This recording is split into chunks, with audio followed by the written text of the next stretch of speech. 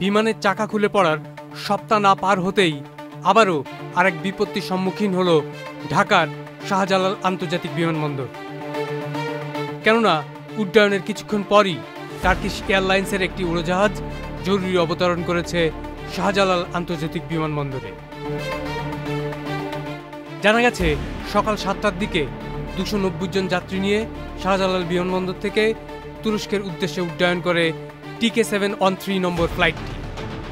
উড্ডয়নের প্রায় 15 মিনিটের মধ্যে বিমানের একটি ইঞ্জিনে স্পার্ক লক্ষ্য করেন পাইলট, আর তাৎক্ষণিক সিদ্ধান্তে তিনি বিমানটি ফিরিয়ে আনেন এবং আকাশে প্রায় 1.5 ঘন্টা চক্কর দিয়ে জ্বালানি খরচের পর সকাল 8টা 15 মিনিটে বিমানটি নিরাপদে জরুরি অবতরণ করান।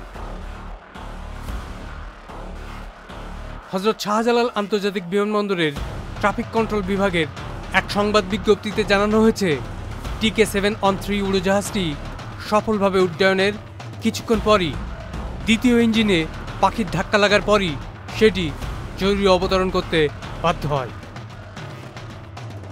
ঢাকা বিমানবন্দরের ট্রাফিক কন্ট্রোল বিভাগ আরও জানিয়েছে, উড্ডয়নের পরপরই উড়োজাহাজটির দ্বিতীয় ইঞ্জিনে আগুন ধরে যায়। তবে ক্যাপ্টেন জানান ইঞ্জিনে আগুন লাগেনি, কিন্তু তীব্র কম্পন অনুভূত হয়।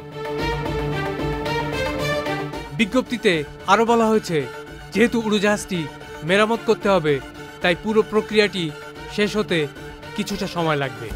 তবে ইতোমধ্যে যাত্রীদের বিশ্রামের জন্য কাছের হোটেলে থাকার ব্যবস্থা করা হয়েছে এবং তাদের বিকল্প ব্যবস্থার বিষয়ে এয়ারলাইন্স কর্তৃপক্ষ প্রয়োজনীয় পদক্ষেপ নিচ্ছে।